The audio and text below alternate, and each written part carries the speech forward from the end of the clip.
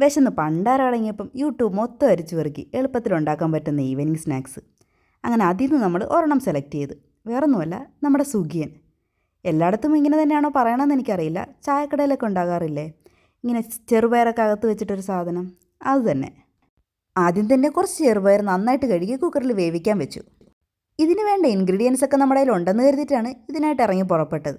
പക്ഷേ ശർക്കര ഇല്ലെന്നുള്ള കാര്യം ഞാൻ വളരെ വൈകിയാണ് അറിഞ്ഞത്. എന്തായാലും ഇതിനു വേണ്ടി ഇറങ്ങി പുറപ്പെട്ടതല്ലേ, ഇന്ന് ഇതുണ്ടാക്കിയിട്ടേ ഉള്ളൂ.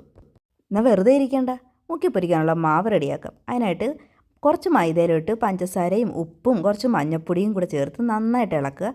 എന്നിട്ട് അതിൻ്റെ അകത്തോട്ട് കുറച്ച് അരിപ്പൊടിയും കൂടെ ചേർത്ത് ഇളക്കുക.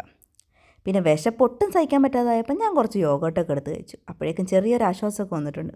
ആ സമയം കൊണ്ട് നമ്മുടെ ഇവിടെ ചെറുപയർ റെഡി ആയിട്ടുണ്ട് കേട്ടോ. പിന്നെ എനിക്ക് വല്ലപ്പോഴും കൂടെ മാത്രമേ കറക്റ്റായിട്ട് ചെറുപയർ വെന്ത് കിട്ടാറുള്ളൂ. പിന്നെ അതിൻ്റെ അകത്തോട്ട് കുറച്ച് ഏലക്കായുടെ കുരുവും കുറച്ച് തേങ്ങാപ്പീരയും കൂടെ ഇട്ട് നന്നായിട്ട് ഇളക്കണം. അതിൻ്റെ അകത്തോട്ട് കുറച്ച് പഞ്ചസാരയും. ശർക്കര ഇല്ലാത്തതുകൊണ്ട് നമുക്ക് പഞ്ചസാര ചേർക്കാം, വേറെന്താ വഴി. ഇത് ഉണ്ട പിടിക്കാൻ പറ്റുമോയെന്ന് ഒരു ഡൗട്ട് ഉണ്ടായിരുന്നു കേട്ടോ. അത് മൊത്തം കൂടെ ഇളക്കി ചേർത്തതിന് ശേഷം ഉണ്ട പിടിക്കാൻ പറ്റിയില്ലെങ്കിൽ അത് അതേപടി തിന്നാമെന്നായിരുന്നു ഞാൻ വിചാരിച്ചത്. പക്ഷേ വിചാരിച്ച പോലെയല്ല, ഉണ്ടയൊക്കെ നമുക്ക് കറക്റ്റായിട്ട് സെറ്റായിട്ട് കിട്ടി കേട്ടോ. ഇനി നമുക്ക് പൊരിക്കലിലേക്ക് കടന്നാലോ. പാൻ അടുപ്പത്ത് വെച്ച് അതൊന്ന് ചൂടായപ്പോഴേക്കും കുറച്ച് എണ്ണ ഒഴിച്ച് കൊടുത്ത് എന്നിട്ട് നമ്മുടെ ഓരോ ഉണ്ടയും നമ്മുടെ ആ മാവിലോട്ട് മുക്കിയെടുത്ത് അതിൻ്റെ അകത്തോട്ടിടണം.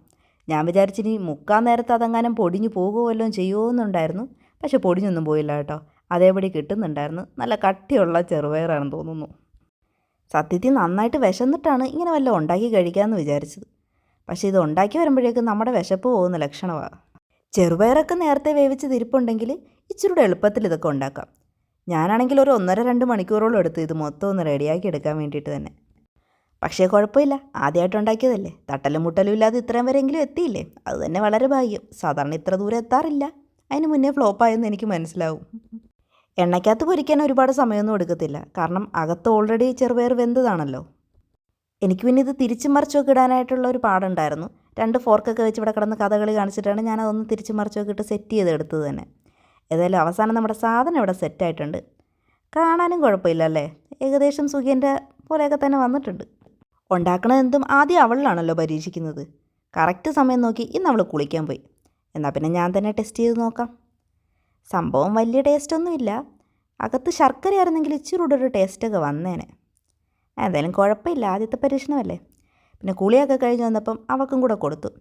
അവൾക്കും സെയിം അഭിപ്രായമായിരുന്നു. ശർക്കരയായിരുന്നു വെച്ചിരുന്നെങ്കിൽ ഇച്ചിരി കൂടെയൊക്കെ ഒരു ടേസ്റ്റ് വന്നേനെ. പഞ്ചാരയ്ക്ക് അത്രക്കൊരു ടേസ്റ്റ് വരുന്നില്ല. എന്നാലും ടെക്സ്ചറൊക്കെ ഏകദേശം സുഖിയൻ്റെ ഒക്കെ പോലെ തന്നെയുണ്ട്. ഏതായാലും നമുക്ക് അടുത്ത വീഡിയോയിൽ കാണാം. Bye bye.